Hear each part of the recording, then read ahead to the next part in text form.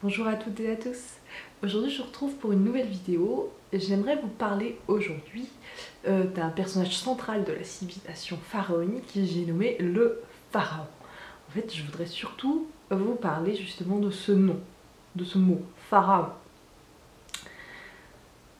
Parce qu'en fait je vais peut-être vous étonner, mais le roi en Égypte a plusieurs noms, mais pas celui de pharaon. Pharaon, ce n'est pas quelque chose qui est employé en Égypte ancienne. Alors vous allez me dire, mais d'où ça vient alors quand on parle d'un pharaon?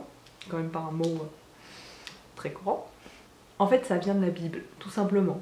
C'est dans l'Ancien Testament, dans l'Exode, quand les Juifs cherchent à fuir l'Égypte et voilà, que Moïse mène les Juifs quand il ouvre il sépare les eaux de la mer Rouge pour pouvoir traverser. En fait, il fuit le roi d'Égypte qui est nommé dans la Bible Pharaon. On ne dit pas quel pharaon, on l'appelle juste Pharaon. En fait, quand on a commencé à s'intéresser à la civilisation égyptienne, il y a eu...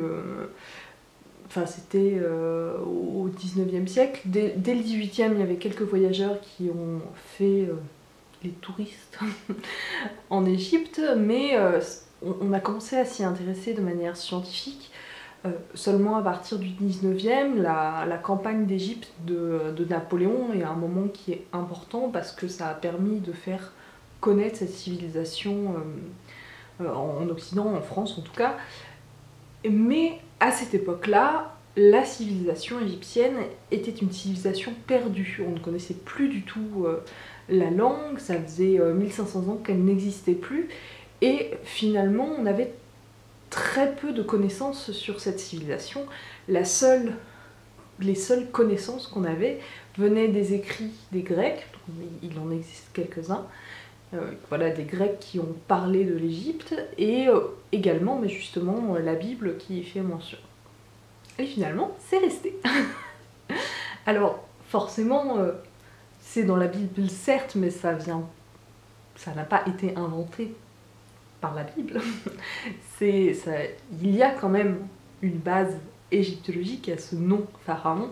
En fait, étymologiquement, ça vient du mot per-aa, qui est un terme qui désigne, donc littéralement ça se traduit par la grande maison, et c'est un terme qui désigne en fait le palais royal. Et aux époques tardives, ce terme-là est employé par extension pour désigner le roi, mais de manière très rare. On a quelques mentions du roi qui est désigné de cette manière-là, mais plus en tant que figure de style finalement, que véritablement pour vraiment désigner le nom du roi. Donc il vaut mieux parler du roi que du pharaon quand on parle du souverain de l'Égypte. Donc voilà, cette vidéo est terminée, j'espère qu'elle vous aura plu. Je m'essaye à des formats un petit peu plus courts pour que ce soit plus facile à regarder.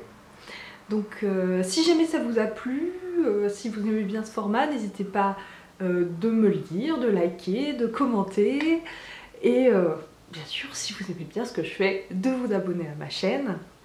Et en attendant, je vais vous dire à bientôt!